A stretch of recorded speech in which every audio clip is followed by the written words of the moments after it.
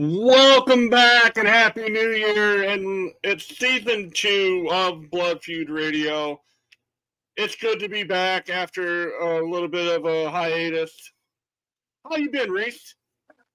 It's been good, man. It's been a good little break. Had some interesting wrestling going on, and now we're into my favorite season of the year, the Royal Rumble season. So I'm always good. How about you? And honestly, that is the best. It's the most exciting time of the year as a wrestling fan. Yes. I think the build and everything else is better now than it is during WrestleMania season. I agree. I agree. I'm a total Royal Rumble nerd. I love my little statistics about the Rumble. I love my little facts about the Rumble. Like, I'm a kid in a candy store when it comes to the Royal Rumble. I wasn't ready. Wait. I wasn't ready. 09, baby. Shout out Santino. You gotta love it. He's the fastest, and again, I'm sure that we're talking about the 22 best Royal Rumble matches according to fan votes. So I know I didn't vote on it. I know you probably didn't vote on it. So we'll see. We'll see what we have. But Santino's number 1 as far as fastest elimination. Number 2 is Bushwhacker Luke, I believe, is number 2. Oh, you're very close. It's the Warlord. I think it was 1989. He comes in. He goes out on the apron like, yeah, I'm the Warlord. I'm huge. I'm massive. He steps into the ring. Hulk Hogan clotheslines him right back out. 2 seconds. I thought Bushwhacker Luke walked through and then got dumped on the other side.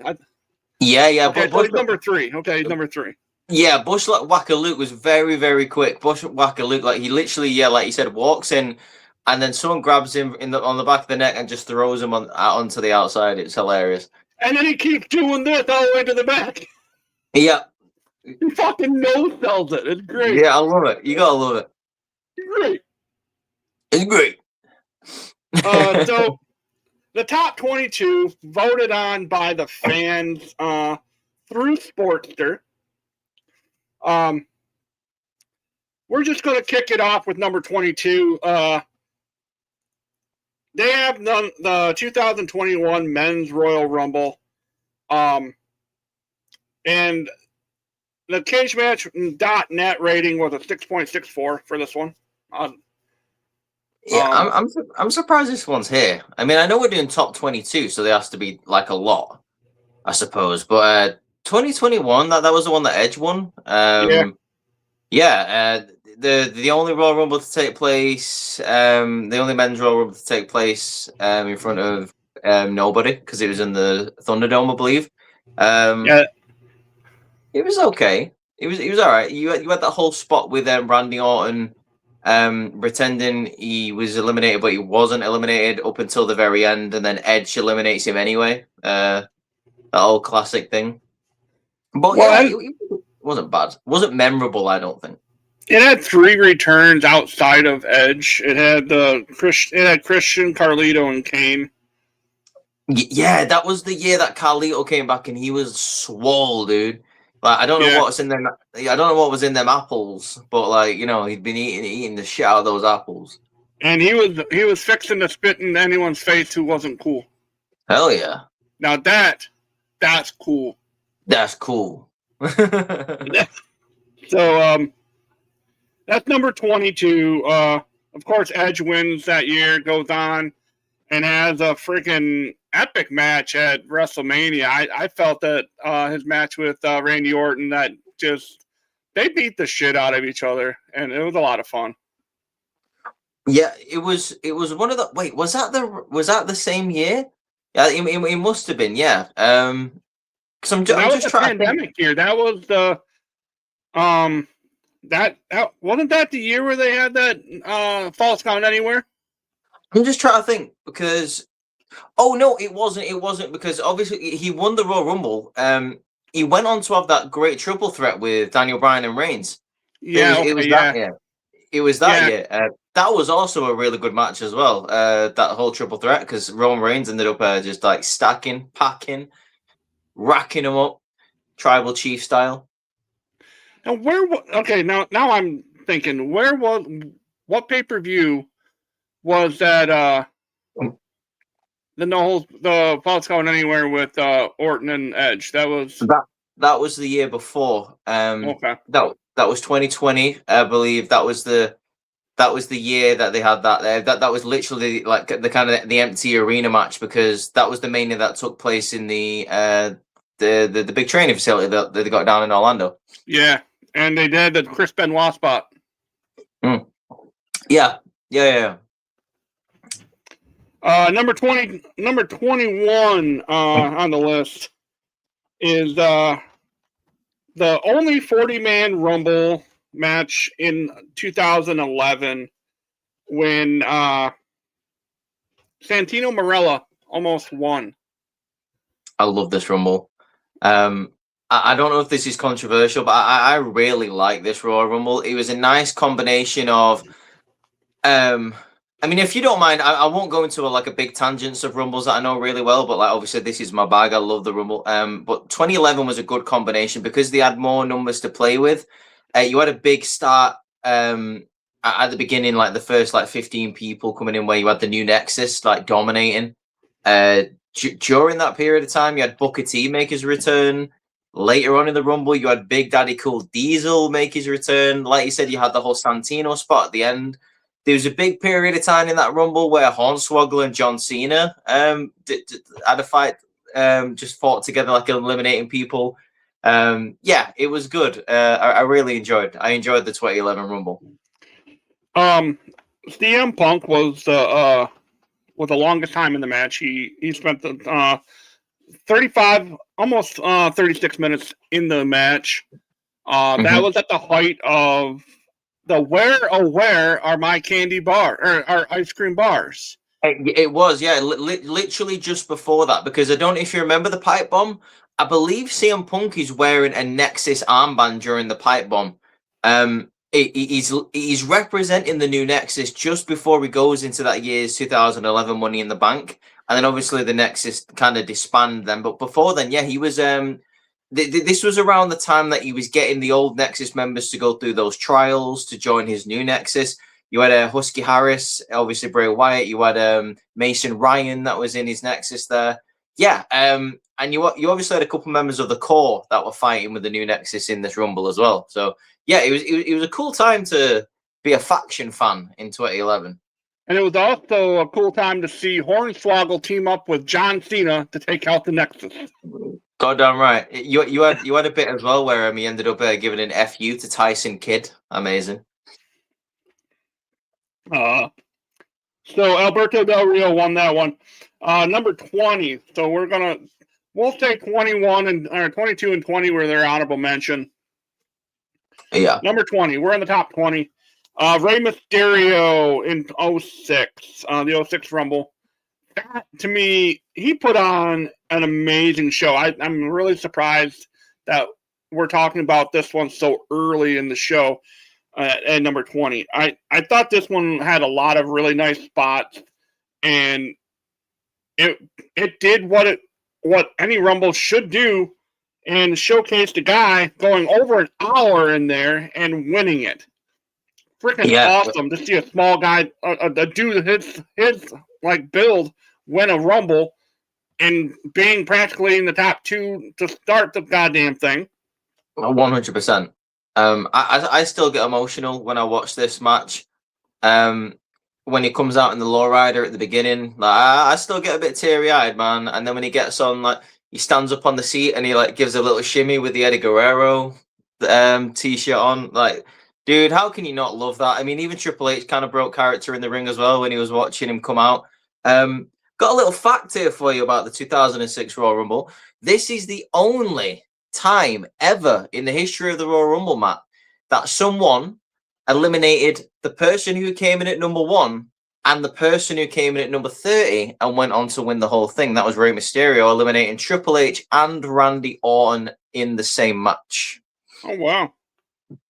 There you go. Rey Mysterio, 62 minutes, 12 seconds, lasting a long time in there. Some highlights of this match. I remember Bobby Lashley really getting to showcase his strength, his power. This was his very first Royal Rumble, eliminating a couple of people. He had like a bit of a one-on-one thing with the Big Show. And then he went on to obviously fight Kane as well. Give Kane the Dominator, which was a very impressive move. You had Rey Mysterio, like I say, really putting on a great show all the way through this. But again, the same with Triple H. Triple H was there till the very end, man. He was in the final 3. So, I mean, he entered at number 1. So he had a long night for himself. So Rey Mysterio won. Final 4 in this one was Orton, Triple H, RVD, and Rey Mysterio. Yes, indeed. That was a who's who of wrestling at the time. That was crazy. It really was. Rob Van Dam making his return that night as well, after being on the shelf for a while, along with, I believe, Goldust, who had come in there, and someone who had not been seen in WWE for a long, long time, Tatanka, also coming back. Put on such a good performance, by the way, that he got rehired by the company for a little bit. See, and that's... I'm going to pause just for a second to go on a small tangent. It's stuff like that's why I used to like love the Rumble. Current day Rumbles don't have that surprise factor. We're out here announcing a month or so in advance of I'm going to be in the Rumble. Hey guys, I'm going to be in the Rumble. Gosh, golly gee, guys, I'm going to be in the Rumble. No, it pisses me off. It pisses me off so much. And like, don't get me wrong. For years and years and years, we always had a couple of people who would announce themselves for the Rumble, or you would be able to assume who was going to be in the Royal Rumble thanks to the matches that were going on just before. But for some reason, more recently, we're announcing like 25 participants, and I'm like, well, what the hell? Like, yeah, okay, maybe announce 5 or 10. Don't announce the whole field. Like, I don't get it. I don't understand it either. I don't like it. That's my only issue with the Royal Rumble themselves. Yeah, for real. I agree. Number 19 was one of Hogan's first. It was in 1990. It was his 1990. Because he didn't win back to back, right? It was just No, he did. He won 1990 and 1991. Yeah. Yes, because Flair won 92. Yeah. Hogan, the 1990 Rumble, and it was full of legends, obviously. Was this the year of the big it must have been, the big stare down with Warrior and Hogan in the ring. I believe it was, because obviously if 92 was WrestleMania 8, 7, 6, 1990 must have been. I believe Mr. Perfect was the runner-up in this match. Yes. Yeah. I don't know. I can't remember which Rumble exactly it was, but I believe that one of the Nasty Boys lasted a long time as well, just because he's one of Hogan's boys. Very random Rumble, the 1991, but like it was a good Rumble because it really kind of highlighted the era that we was in. Obviously, we were still in the golden age, so you had all the major big players, the big characters in there. Yeah, the 1990 Rumble, I quite enjoy it. It's a Rumble that I don't really go back and watch, but it's one that I always enjoy when I do. Now it's but that's their reasoning behind it. The 1990 Royal Rumble had a lot of star power involved. Bret Hart, Shawn Michaels, Jake Roberts, Randy Savage, Ted DiBiase, Rowdy Piper, Andre the Giant, Dusty Rhodes, Ultimate Warrior, Mr. Perfect, and Rick Rude all competing. Yeah, I mean that's a heavy field of people, man. Bret Hart, by the way, the first person to ever enter a Royal Rumble. He was number 1 in the 1988 Rumble. Yeah. There you go. Final I'm four. just gonna throw out Royal Rumble facts as we go on. What was the final four, sir? It's Hogan, Perfect, Rick Rude, and Hercules. Gee, look at that. That's an eclectic group of people right there.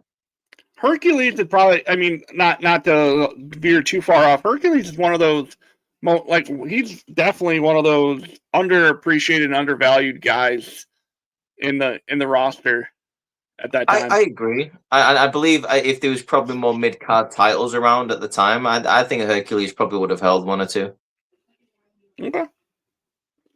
Yeah. Hogan and Warrior had the most eliminations with 6. That does not surprise me in the Hogan slightest. must pose. Hogan must pose, dude. And in this case, 18, Hogan must eliminate. Number 18 is our first women's Rumble on the list. The 2018 Women's Royal Rumble. Oh, yeah. The first and arguably the best, won by Asuka. I love this Rumble. Now, correct me if I'm wrong, was Sasha Banks the Iron Woman of this Rumble? Yes, she was in there for 55 minutes. Yeah, she had a great performance. So many returns in this match. Michelle McCool, I believe, setting the initial record for the most eliminations. Mrs. Taker, obviously having to...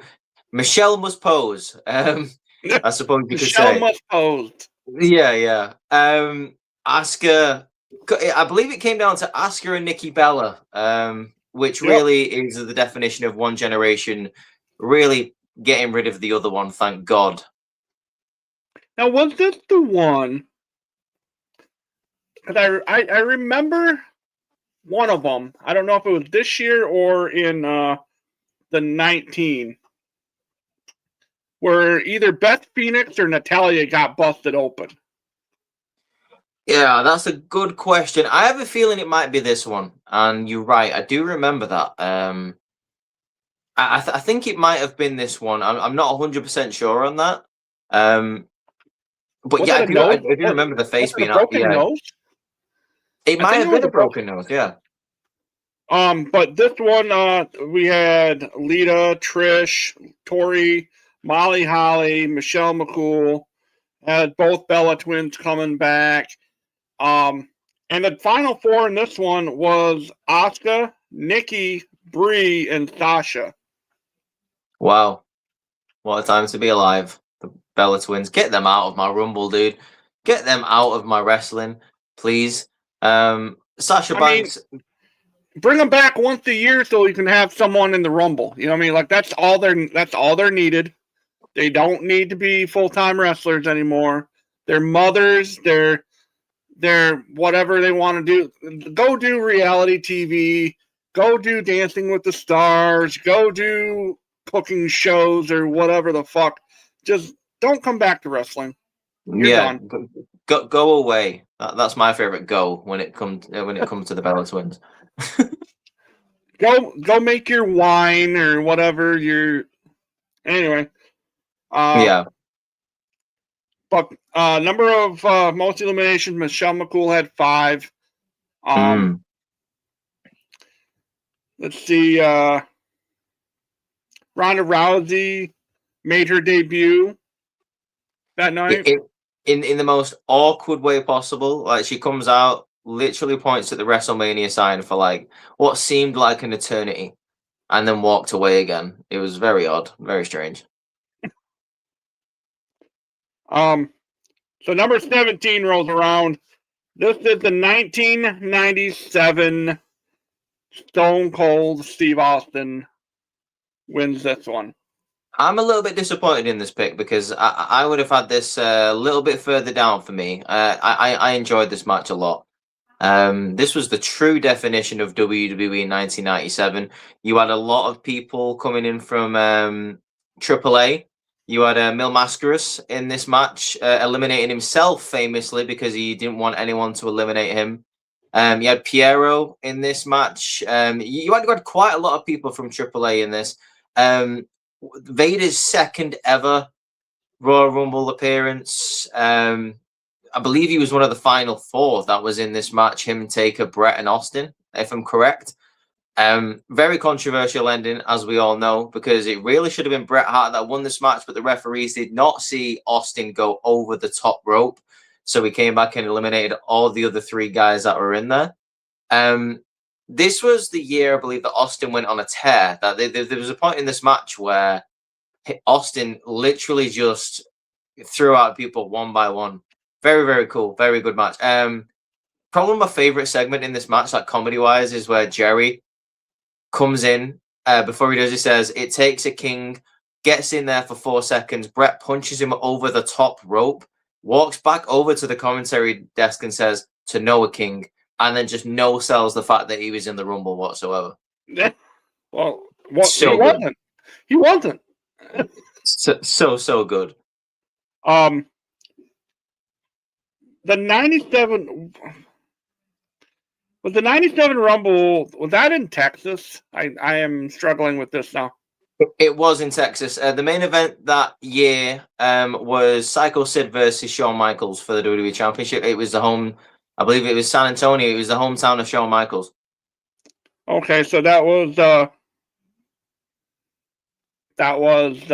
shoot. It was San Antonio. Yeah, San Antonio. Yeah, San Antonio. I believe it was the very last time that Jose Lothario ever accompanied Shawn Michaels to the ring. Yeah, this was when Shawn was slowly turning heel at that point, really? He was a mega babyface at the time. No, he because Psycho Sid was the champion, but Michaels was a mega babyface at the time. But yeah, like you say, it wouldn't be long until I think the whole DX thing started because of what we saw later on in the year. Yeah. I believe that did have something to do with the fact that the rivalry with Bret Hart started. He lost his smile not long after this and relinquished the title because at WrestleMania 13 he famously wouldn't be there. He'd be on commentary. Psycho Sid versus Taker in the main event. Bret Hart, Austin. The next night, I believe on Raw, Stone Cold's victory was taken off him because obviously the footage came out that he was eliminated. So yeah, Austin won the Rumble, but I believe it's one of the only times in Royal Rumble history after 1993 where the winner of the Royal Rumble hasn't gone on to challenge for the championship at that year's WrestleMania. The final four: Austin, Bret, Diesel, and Taker. Oh, Diesel, not Vader. Right, okay. Yeah. I was close. I'll take that. And Stone Cold had 10 eliminations. Correct me if I'm wrong as well. If that was 97, that was fake Diesel. Yeah, because that would have been. Yeah. Yeah. Because they were headed over to WCW. Yeah, they're already over there, man. Kevin Nash was way into the NWO phase at that point. Yeah, because 96 is when hey yo.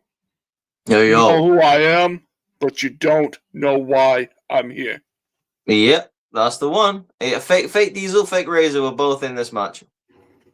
That's amazing. So number 16, we have our second installment of the Women's Royal Rumble. Bianca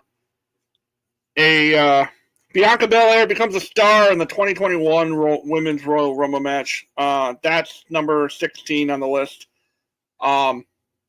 Yeah, absolutely solid performance from Bianca Belair in this. I was so happy when she won it.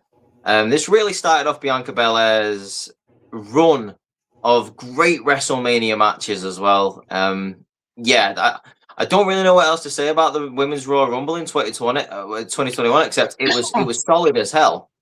I believe this was the year as well that Shayna Baszler set the record for the most eliminations, if I'm not wrong. No, this one, Rhea Ripley had 7. Oh, it was Rhea Ripley in this one, right? Okay, yeah, I didn't know if it was either that or the 2021 that Shayna Baszler went on an absolute tear. Did it come down to Charlotte and Bianca in the final two? Let me double check this. It didn't say. I think this was the one when Rhea and her went over at the same time. Right. Okay. But then Bianca was able to just pull it out for the last minute. Yeah. Right. Okay. Yeah. Like this was really the start of like the newer generation of people started to take over, because obviously at the time NXT was still going on, but you had your people from NXT coming up, especially from the women around this period. But the final four was Bianca, Rhea, Charlotte, and Natalya. Natalia. That's a very random name. I mean, it's like the Hercules. You know what I mean? Like it's like Hercules Hernandez or not Hercules Hernandez, but Hercules from that one with Hogan. Yeah. You're totally right. Bianca was in there for almost an hour, 56 and a half minutes. So she's a cardio machine, Bianca. I'll take nothing away from her. I'm looking forward to her coming back. Yeah, she'd been gone a while. She really has. I believe it's one of those things where the absence makes the heart grow fonder at this point. It's true that. I believe it's a knee injury that they initially thought wasn't as bad, but it's worse than they thought. So that's why she's been away. And now we're in the top 15. Number 15, the 2002 Royal Rumble. Oh, wow, dude. This is in my top 5. That is an insult. That is an insult to Royal Rumbles. That should not be number 15. That's ridiculous. Someone, Triple H won. Fantastic Royal Rumble. So well paced, star-studded, great moments. I don't know how you put this in the... How do you put this at number 15? Like, you had the return of Goldust, you had the return of Mr. Perfect, the return of the Godfather. Oh my God, this was the year that Maven famously eliminated The Undertaker after The Undertaker just destroyed the Hardy Boys in that ring. Came down to the final four, I believe Austin, Perfect, Angle, and Triple H. Great moment, great like final three. Mr. Perfect really put on a star-making performance in this match by coming back. Kane body slammed the Big Show over the top rope in this match. Fantastic. There was a really funny moment where RVD came out, went on an absolute tear, 5-star everything, like, you know, just rolling thunder, gets pedigreed, like stays there for 90 seconds. Booker T comes out, throws him over. And then Booker T does the spinneroonie because he's so proud of himself, then gets stunned over the top rope. But yeah, dude, the 2002 Rumble was fantastic. I can't not believe that it's number 15. It's crazy because leading into this year, we always had that Iron Man, right? We always had that guy who went for close to an hour, like started the match, and he's hitting the 35, 40-minute mark, sometimes 45 to 50-minute mark. Yeah. The longest time in the match was 26 minutes. Yeah. Stone Cold Steve Austin. It just goes to show you how transitional that 2002 Rumble was. Just like it was a Rumble of just different parts. I mean, again, to point out another famous scene, this was the scene where Hurricane had Austin and Triple H in the chokeslam position. He's looking at him like that, and then threw him over. It's such a famous Rumble. I don't understand how it's so high on this list. Yeah, I mean, you're not wrong with any of that. Steve Austin and Taker both had 7 eliminations in this one. So yeah, damn. Next on the list, 14. This was. Now, I have a problem with this one. Before I even get into it, they counted the 15-man Royal Rumble match on an episode of SmackDown, and they put that ahead of the 02 Rumble. See, that's just silly because, I mean, don't get me wrong, that Rumble was pretty good, like the 15-man one. But it's not as good as the 2002 Rumble. I'm sorry. No, I don't agree with that. I don't agree with that whatsoever. And you're saying that's better than the 1997 Rumble as well? Nah. Nah, I don't buy it. That's See, I'm nah. not. I don't even want to like go into details about this because this is the first time I can legitimately say I'm pissed off at Sportster and their people who vote on this stuff because these guys are absolutely like they have no like they're dumb. This makes zero sense. It kind of annoys me. I mean, when this comes up in conversation, I'm one of those people who don't count this as a Royal Rumble.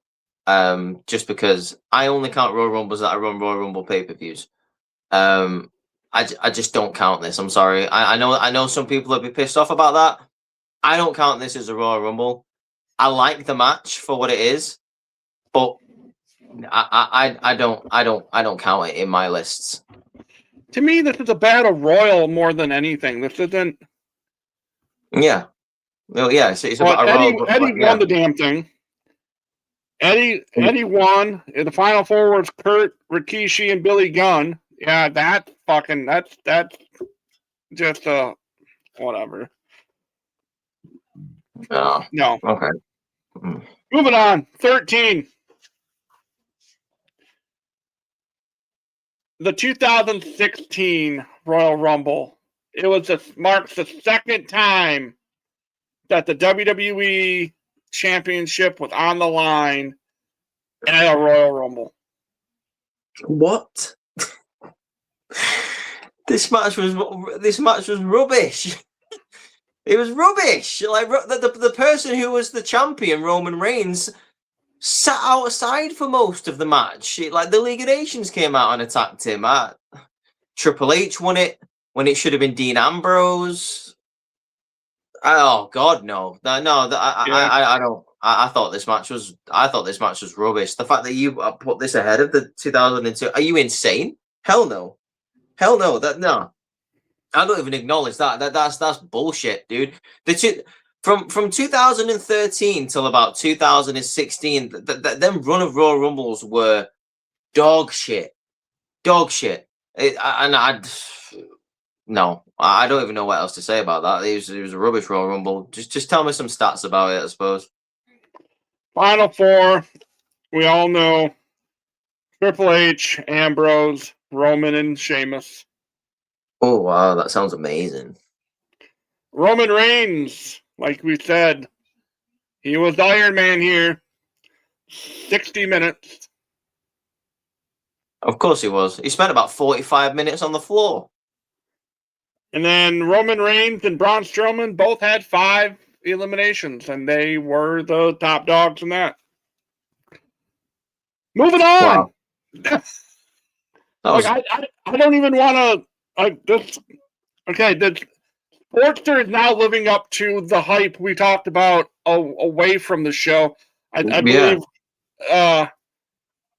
I seriously, I figured there was some fuckery here, but I didn't think that it would be to this level. Number 12. Again, you're gonna hate this one. I can already see it. The 2023 Rumble, Cody Rhodes breaking through. So this was the one where he came out at number 30 and eliminated Gunther. This was just a bog standard Rumble for me. First of all, the women's one that year was way better. So that better be on this list somewhere. But yeah, like Gunther being the Iron Man in this match, I believe he was in there for like 1 hour and 10 minutes. He set the record. He set the record for most time in the Rumble. He certainly did, yeah. The fact that the winner was so obvious, and he got to come out at like it was like either number 29 or number 30 or some bullshit like that. Yeah, I don't even really know what to say about this match. I just think it's a bog standard Rumble. I don't think there's really anything that special about it. I'm not saying it's a terrible Rumble, but this is not memorable to me. This Rumble is not memorable. The only memorable spot was the Logan Paul Ricochet spot. That's which the was only cool. real spot. Which was cool, but again, like, how long did that last? About 5 seconds? Like, come on now. Yeah. I don't know what fans are voting on these, but I mean, everyone's entitled to their opinion. But Cody, Gunther, Logan Paul, and Seth Rollins were your final 4. Oh, goody. Cody Rhodes and Gunther both eliminate 5 people. That's it. Wow. Yeah, I'm not enthusiastic about that at all. No, thank you. And Brock Lesnar and Edge were in it briefly.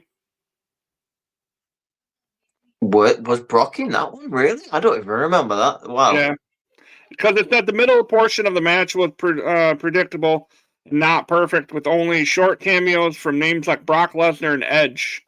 Oh, wait, hang on. Was this the year where Bobby Lashley came out and eliminated Brock? That might be the year. I mean, fair play if it was. Yeah. Wow. Number 11. The 2010 Royal Rumble. Edge. Okay, I'll allow this one. This one was good. I did like this one.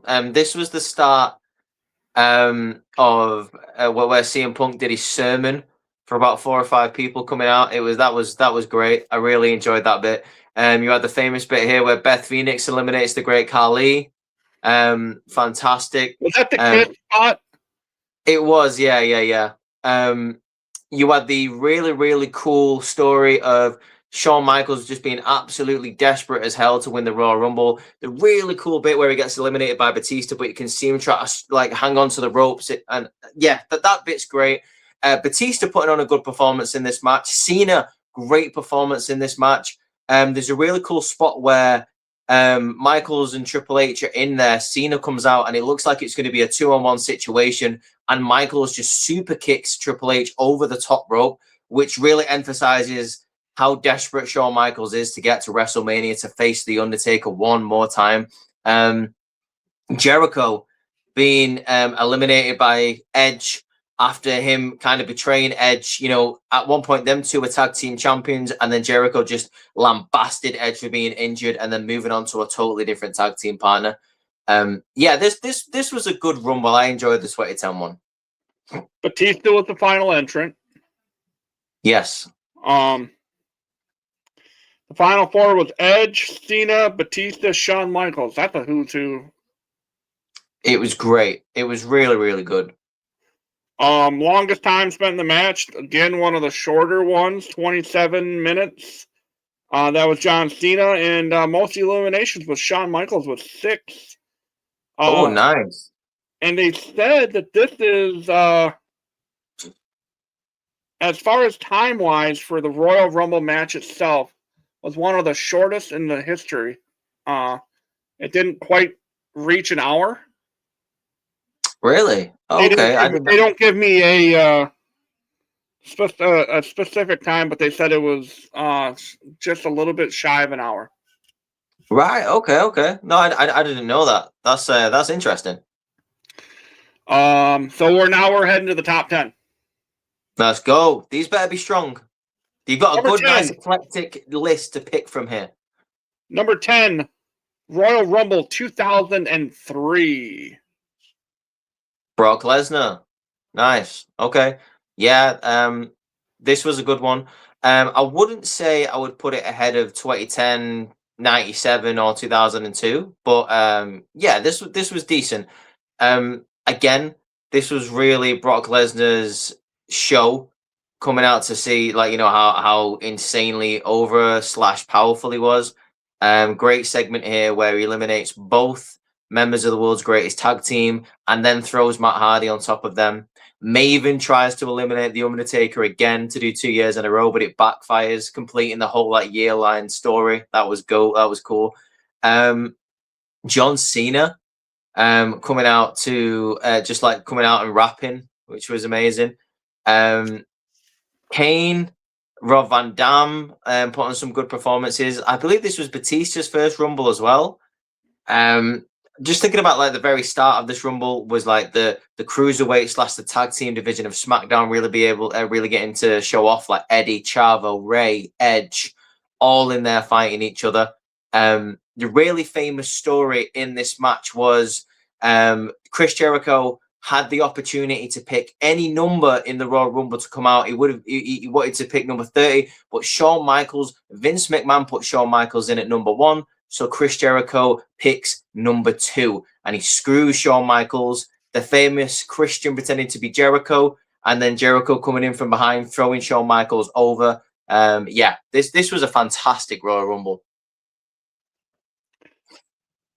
This was Brock before he became Meathead Brock. What the hell? What happened to my?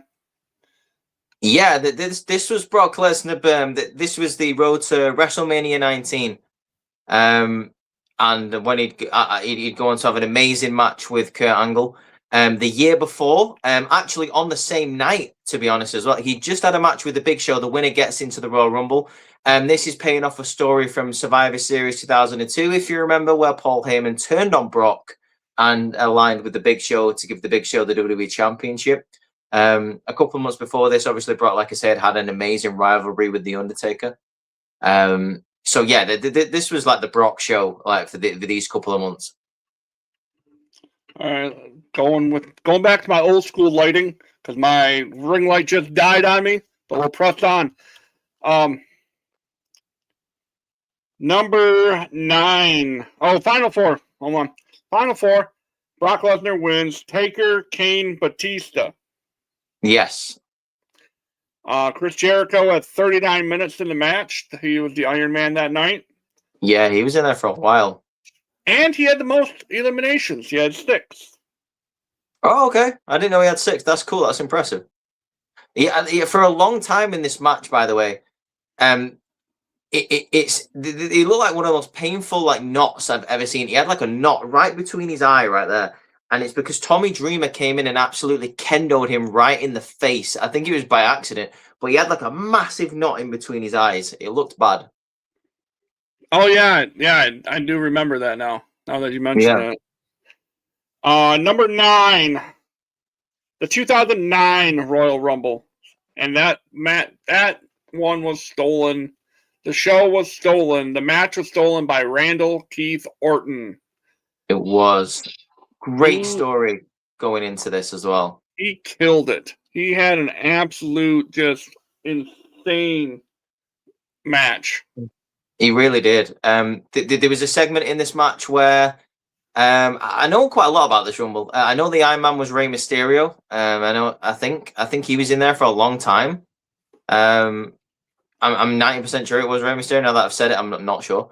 It might have been actually Randy Orton, to be honest. But I do remember there was a segment in this match where Randy Orton just went on like an RKO fest, RKOing the hell out of people. I think the story going into this match was the coolest, though.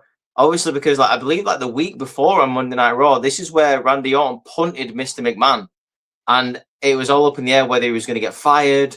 He ends up winning this match thanks to the legacy helping him.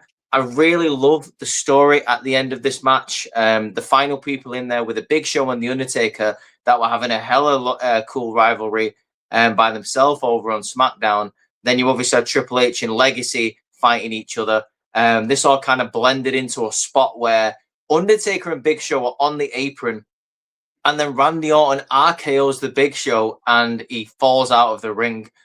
Big Show pulls the Undertaker off of the apron. And then obviously that's left with Triple H versus the rest of Legacy. This was a really, really cool match, man. And it was one of the first times, I believe, where someone escaped elimination. I believe Rey Mysterio jumped on top of a couple of people to get back into the ring, Miz and Morrison. It was a really, really cool match. So the Iron Man was Triple H. It was it Triple H? Right, okay. Right. I thought it was great. Damn. Okay. Yeah. Okay. Nice. Because he ended in it. I believe it was in the early numbers. So we had Rob Van Dam also made his a return for one night only. Yeah. The Final 4 was Legacy versus Triple H. It was indeed. This was also the famous I Wasn't Ready year for Santino. Yep. This was the year that record was broken. Triple H and Big Show tied for the most eliminations with 6. Okay, yeah, but Big Show went on a tear. I believe Big Show was number 30 in this match. Yeah, he came out and he cleaned house. Yeah. Number 8. They say it's one of the most infamous finishes ever in Royal Rumble history. It is the 2005 Royal Rumble. Yes, the finish that was never meant to happen. Batista and John Cena going out at the same time. Vince coming in, tearing both of his quads, restarting the match. This was a great Royal Rumble. And I think this is a certified shout as well for a top 5 Royal Rumble of all time as well for some people. Chris Benoit surely was the Iron Man in this match as well. I believe he was like number 2. Because he started with Guerrero, and him and Guerrero lasted a very, very long time. Really cool scenes in this match. This was the very famous Paul London gets eliminated by Snitsky. He clotheslines the shit out of him, and he does like a shooting star press out of the ring. It looked insane. This Royal Rumble was crazy, man. The very famous Muhammad Hassan scene where he comes in and everyone eliminates him because everyone hates him. Chris Jericho, Shelton Benjamin, as I remember, putting on great performances in this match as well. John Cena comes out and eliminates Viscera by himself. This was Dr. Thugonomics, John Cena. I think John Cena also eliminates Kane by himself by giving him an FU over the top rope. Very funny segment here where Ric Flair and Batista are working together. And then Ric Flair tries to eliminate Batista, and he's like, "Oh, I was just joking. It gets thrown over the top rope. I think Edge has a very good performance in this match as well, if I'm not wrong. Yes. Final 4: Batista, Cena, Edge, and Rey Mysterio. Yeah. Batista eliminated 6. Nice. Yeah, Batista went on a tear, even though he entered quite late into this match. It had the likes of Jericho, Eddie, Edge, Shawn, Kurt Angle, Batista, John Cena, Booker T, Chris Benoit. So we just had, this was a who's who for that time. Like, this was like, and I think that's why I enjoy the Royal Rumble so much, is because you get to see everyone at the same time. Oh, 100%. Yeah. This is what kicked off, by the way, one of the greatest WrestleMania matches of all time, where Kurt Angle stole Nunzio's number, came in, went on an absolute tear. Shawn Michaels eliminates him, and then Kurt goes back in absolutely enraged. And that's what starts off that famous rivalry where Kurt is like, anything that you can do, I can do better, by like singing his music and everything like that. It was great. Yeah. Fantastic. Number 7.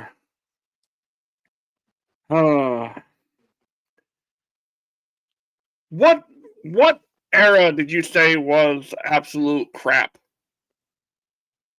I would say 2013 to 2016. Okay, so 2018, what do you think about that one? Because that's number 7. I didn't mind 2018. Is that the men's one? That's the one that Nakamura won, right? Yes. Yeah, the Nakamura, like Finn Balor, I believe, was the Iron Man. There was a really cool scene. Minutes. Yeah, there was a really cool scene in this near to the end where you had your New Blood guys, like your NXT and New Blood guys, like Finn, Nakamura, Roman Reigns versus the Old Guard. Very, very cool segment. Roman Reigns and Nakamura were the final 2. Yeah, I really enjoyed this match, and it took place in front of a Philly crowd as well. It was either a Philly crowd or a Chicago crowd. Yeah, the 2018 Royal Rumble was solid. We got 2 very solid Royal Rumble matches that year. Finn was the Iron Man, 57.5 minutes. Shinsuke won. Final 4 was Shinsuke, Roman, John Cena, and Finn Balor. Yeah, that's a nice little collection of people right there. And the most eliminations for this one was kind of low. And then it's a tie between Roman Reigns and Finn Balor with 4. Oh, I mean, I suppose that just goes to show you how many different people got to shine in this match, I guess. Yeah, Absolutely. I enjoyed the 2018 Rumble. Number 16. Or not number 16, number 6. This one is probably in a lot of people's top 5, maybe even top 3. The 08 Rumble, Cena's return. Yeah, I just missing out on the top 5. I can respect it. It's Madison Square Garden, great arena to take place, this Royal Rumble. The unique perspective of having the ramp in front of the camera, which I thought was really cool. You had a lot of cool spots in this match. You had the return of Roddy Piper and Superfly Jimmy Snuka fighting each other one more time in the Garden, which was really nice to see. Obviously, John Cena making a comeback, fantastic. You had the big men all near the end, just filling up that ring, dude. At the same time, in that ring at one point, you had Mick Foley, Mark Henry, Big Daddy V, Umaga, and Batista and Kane all in that match at the same time. That was a heavy boy Royal Rumble there near the end, dude. Yeah, this was really cool. You had Shawn Michaels and The Undertaker starting the 2008 Royal Rumble match when the year before, previously, they ended the Royal Rumble. Yeah, this was really, really cool. And I'm not sure who the final 4 were, but if I was to guess, it would be Batista, Cena, Triple H, and maybe Umaga. Cena, Triple H, Batista, and Kane, the big red machine. Oh, so close. God damn it. You know what? For the next 5 Rumbles, I'm going to guess before you tell me, and I'll see if I get them right. So was this the Rumble where Cody Rhodes, because he tells a story about he comes out there and Taker's all like, hit me. Yes, like drop kick me. Yeah, it was. Yeah, it was. Yeah. This was that year. I would put this one. I would put the 08 Rumble definitely in the top 5. That's my top 5. It's definitely either 4 or 5 or 4. I mean, anyone who knows me at all knows that number 1 is the 92 Rumble. Ric Flair, that without question, if it's not the number 1 on this list, well, I might get a little. I'll tell you what we'll do. I'll tell you what we'll do. Like the week of the Rumble, maybe we should do our top 10. Okay, we can do that. Yeah. Well, yeah. Let's make this like a Royal Rumble month. I'm down for that. Absolutely. I'll find another list for next week, and we'll find one. We'll give our predictions and who's going to win, and we'll give our top 10. Hell yeah, I'm down for it. Sounds like a great show. Number 5. Oh, wait, it's getting squeaky bum time now. Let's go. Top 5. 2020 Men's Royal Rumble. And before we move on, shout out to Duelist. Matt the Duelist is in the chat. Thanks for showing up, bud. Thanks for your continued support. You show up every week. That's freaking awesome. Thank you very much. Do you know what? 2020, I have absolutely no problem with this being in the top 5, dude. Drew McIntyre coming out with a victory here. This is a very, you either love it or you hate this Rumble type of thing. But me personally, Brock starting this match as champion and him just dominating the first, let's say, 15 people that come out, I really love this because it really set up a mindset of who's going to be able to stop Brock Lesnar. Everyone forgets about Ricochet low blowing him. But then Drew McIntyre comes out, absolutely claymores him over the top rope. Brock Lesnar selling the shit out of that claymore for him, by the way. But before this, you had a really cool moment here with Keith Lee and Brock Lesnar, which was a fantastic little segment here. You had another cool moment where Brock Lesnar just shows that he's a freak athlete. I believe he jumped over Big E's back and dived off his back to clothesline the New Day or something like that. It looked absolutely insane. Obviously, you had the return of Edge in this match, which was cool as hell. Like I say, Drew McIntyre, one of the fan favorites, someone who really was starving in terms of the fans wanted him to win the big one, coming out, eliminating Roman Reigns there at the end. Yeah, this was a really, really cool match, man. Final four. I said I'd give my predictions, didn't I? Final four. Drew, Roman, Seth, and Edge? Close. Drew, Roman, Edge, and Randy Orton. Because this is what set up their match at Mania. It was a pandemic Mania, remember? God damn it. I've been one off like 3 times now. Because this one was the last live event before the pandemic hit. Yeah, it was. It's crazy. Drew McIntyre 34 minutes. And Brock Lesnar set the record for most eliminations in a single Royal Rumble at 13. He did indeed. He tied Braun Strowman, who had previously done it at the greatest Royal Rumble, which let's not talk about that one. Titus Worldwide. Anyway.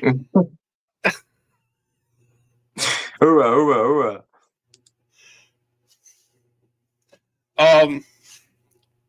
Number 4, we have Stone Cold's legendary Royal Rumble match in 01. Wow, I'm genuinely surprised this isn't number 1 or number 2. It would be on a lot of people's lists. I mean, what can you say about the 2001 Royal Rumble that's not already been said, dude? Just the amazing spots in this match. You had the return of Haku. You had the Honky Tonk Man in there where Kane just smashes him over the face with his own guitar. You had a segment of the Rumble which was like the hardcore Rumble where you had Raven, Steve Blackman, Grandmaster Sexy, like the Radicals come in and just do that shit. Kane going on an absolute dominant run with 11 eliminations. Fantastic performance from Kane there. Austin with his famous 3rd Royal Rumble victory. The Big Show making his return to the main roster, dominating and then being eliminated by The Rock. Yeah, dude, this Rumble is so legendary just because it was one of the most well put together Rumbles in history. It felt like it went on forever, but not in a bad way because you had so many different parts of the Rumble and so many stories getting told at the same time. No. And the final 4, sorry. Right. So Austin, Rock, Kane, and Billy Gunn. I'm sure. Oh, wow. Wow, there you go. Yes, it was the one Billy Gunn. I remember it. Was this because I get the 3? I get this moment mixed up with the 3 that Stone Cold won. Was this the one where he sat in the corner, like up on the ropes, and did this? Oh no, that was 97. Oh my God, that's another one of my all-time favorites. I love that Rumble specifically. Yes, I love that one. I love that bit. And this was the one where I think Kane had been taken out, like he was on the floor for some reason, like he'd been low blowed or whatever the shit, I don't know. But like Austin was bleeding because Triple H had attacked him, and then he locks eyes with The Rock, who sat in the other corner, and then they both just come together and just start fighting.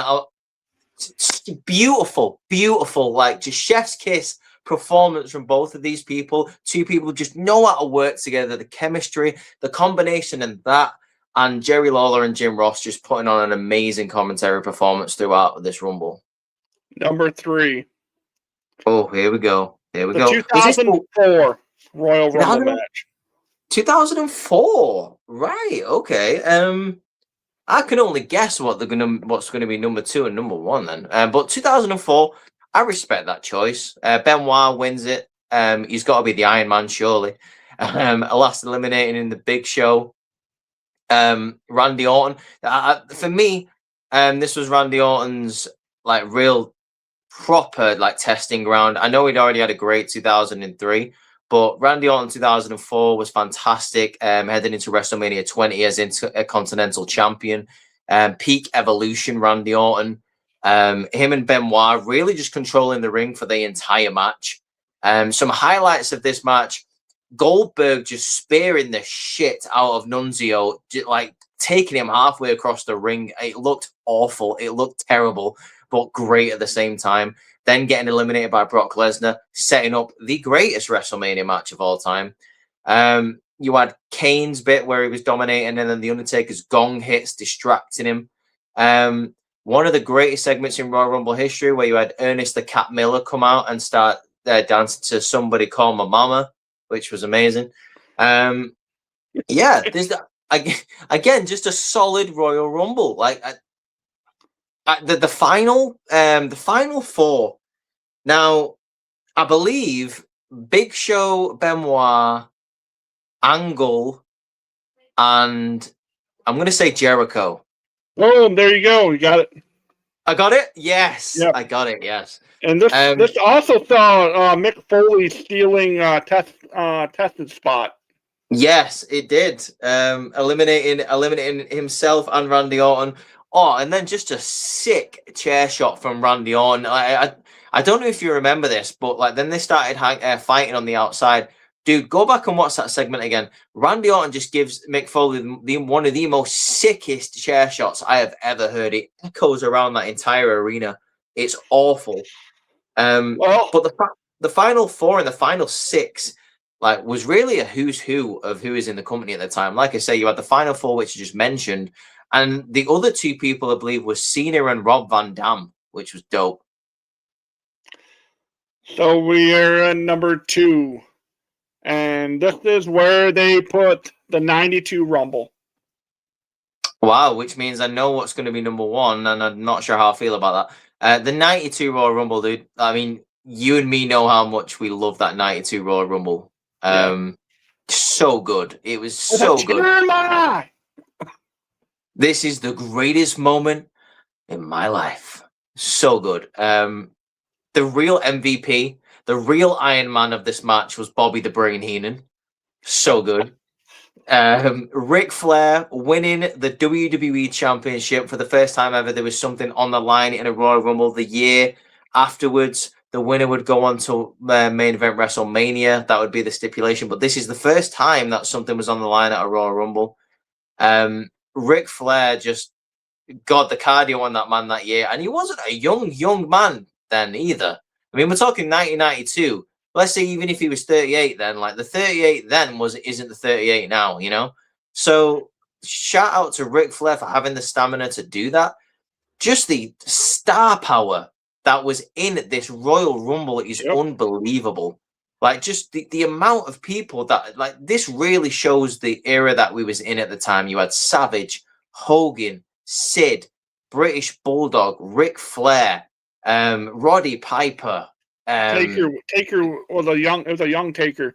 Yeah, the Undertaker. Yeah, exactly. Like, you had so many stars that was in this match, and I think I've done like a disservice to the other people who have not mentioned, because nearly everyone was a star that came into this match. But the final four, and this is difficult because I don't remember the fourth person, but Flair, Sid Justice, Hogan, and was it Piper? No. Ooh, Who was it? Dig it. Of course it was Savage. I literally watched this match about a week ago. God damn it. Yeah, because Savage goes on to Mania in one of my favorite Manias. Yes. WrestleMania 8, the Hoosier Dome. Hogan, Sid, Savage, Flair. They were in the co-main events. The first time there were co-main events. Yeah. And the only reason it was a co-main event is because Hogan is too selfish. Yeah, and he wanted to go on last because he must pose. And that was also with the return of Ultimate Warrior and yeah. And Papa Shango missed his cue, to which means for the first time ever, I believe someone kicked out of the leg drop. Yes. And Justice, this was Sid Justice's heel turn. Yeah, it was. And to be honest with you, he was fully justified for turning heel. For turning heel here. Hogan literally pretty much eliminated Sid in this Rumble. Like he held on to his arm. What a sore loser, dude. I think I sent you the video of the press conference. Yeah. After. Yeah. That press conference was probably one of my favorite pieces of media that they did. It was the first media scrum, really, because you didn't see that back in that era. No, I'm guessing not. No. And so we saw the sour grapes that was Sid Justice saying, "Because I'm not the immortal one himself." Like that quote was amazing. And so that started. And again, it's so hard to not agree with him, dude. Again, like I mean, and it is all about Ric Flair winning that title, but Hogan was a douche for doing what he did. So okay, wait, where's my okay? So can I guess what number one's going to be? Absolutely. Is it 2007? Yes. I thought it would be. Yeah. Undertaker, Shawn Michaels. Many consider this to be Undertaker Shawn Michaels Part 1 because we were pretty much treated to a mini match at the end of this Rumble. I can't argue with this, really. I mean, it's in my top 5 probably. It's a very, very good match. You've got, for the first time ever, ECW Extremists come into this match. Some cool moments there.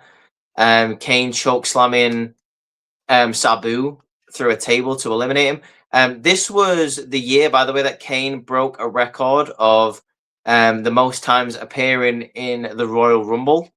He was tied, I believe, with Rikishi the year before, and this was the year that he broke it. This was also the year where we saw a couple of really cool just spots where, like I say, you had the Sandman come out, like cane a couple of people, and then just get thrown out. And just some like little mini stories going on in this Royal Rumble. I believe it was also Benoit's last Rumble. I'm not 100% sure on that. It must have been. But yeah, it was really cool. My final 4. Shawn Michaels, Undertaker, and then Rated RKO. Yep. Yeah, thought it was because I remember Michaels like eliminating them both, and then they're both just lying on the mat like that. Undertaker sits up, Shawn Michaels kips up. Brilliant cinema. Edge was Iron Man in this one with 44 minutes, and the Great Khali with 7 eliminations was the Elimination King for this match. Oh yeah, dude.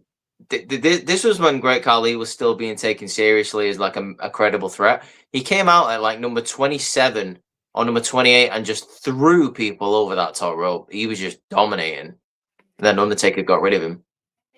Well, Taker was the first person also to enter at 30 and win it. Yeah, he was. That's true. Which is funny because like obviously for so long it took 19 years for that to happen. And then it happened twice in a row because Cena was number 30 as well in 2008. Yeah.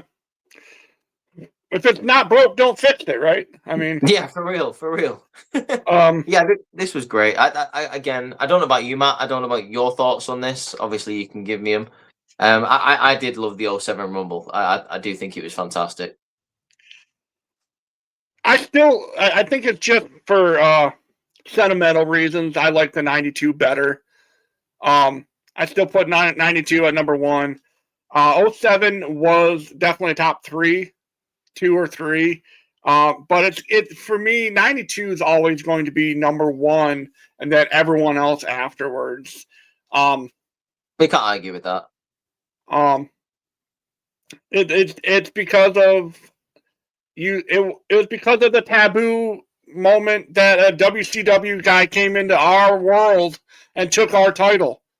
Yeah, you know, like Yeah, And it again, was you just can't beat that commentary performance from Heenan, dude. Like he really makes that Rumble. He absolutely does.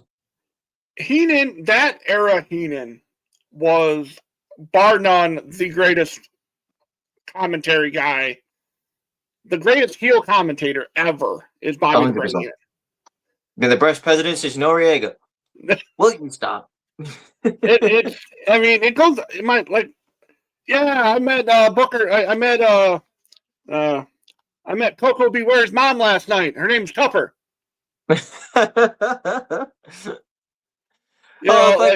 Thank you, Piper. Thank you so much, Piper. It's a kilt, not a skirt. I've always said that. 3 seconds later, you skirt-wearing freak. It's a skirt, not a kilt. You freak.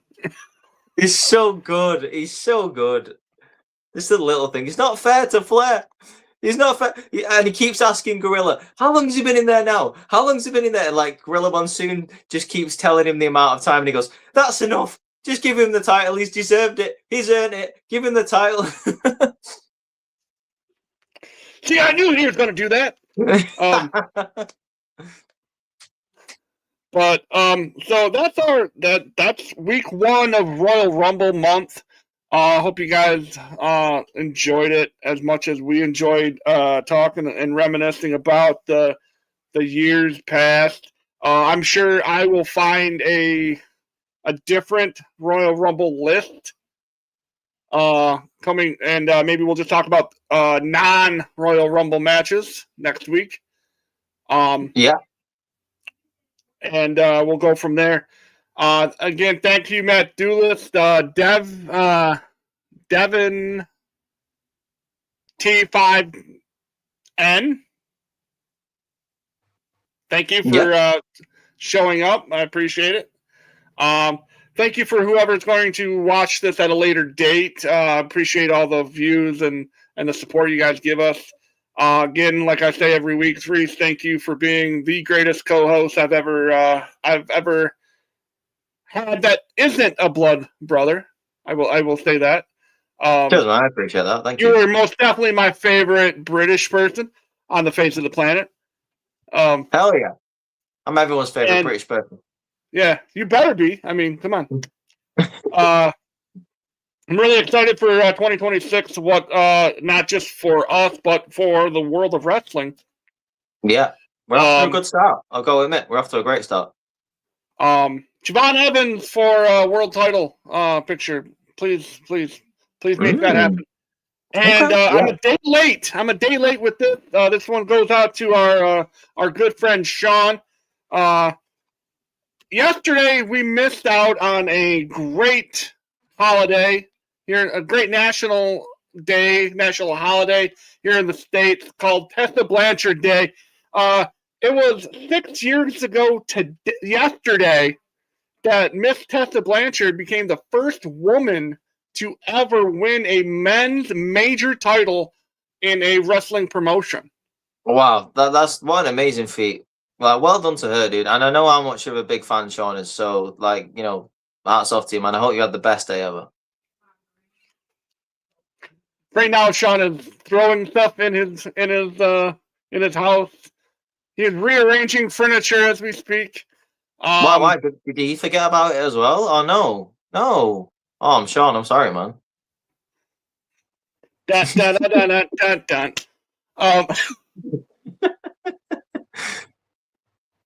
But anyway, a quick plug for me coming up in February. We got a show that I will be doing with my brother and Rico. It's going to be Friday night for me at 9:00 at night my time. We're going to be talking about it's sort of like this show. We're going to be dealing with the world of other professional sports, not necessarily professional sports, but collegiate sports as well. We're going to be talking about like just past basketball games, past baseball seasons, past football, American football, past hockey, video games that are sports related, movies that are sports related. We're just going to be doing all sorts of stuff, but a retro feel to it as well. That show, look for it starting in February. It's going to be called Huge Pop Entertainment presents Breaking the Huddle, The List. So we're going to be doing that. We're going to be exploring taking a trip down memory lane for Scott, Rico, and myself in the world of sports. So I want to throw that out there. If you know anyone that would be interested in that, let them know that's going to happen. And it's going to be right here on this channel, on YouTube, on Facebook, and on Twitch, wherever Huge Pop Entertainment is. You can catch that. And if you don't follow my co-host Rhys on TikTok, please go and find Rudy Poo Wrestling and give him a follow and watch his videos. He makes great content, reactionary videos to what happens in current day wrestling, and he does a great job over there doing that. And yeah. Well, I appreciate that, man. Thank you. I try my best, try to be entertaining, try to stay positive, but if something pisses me off, then you're going to hear about it, you know? Absolutely. So, yeah. And I we've been nice, and I think we're gonna keep it rolling with the niceness.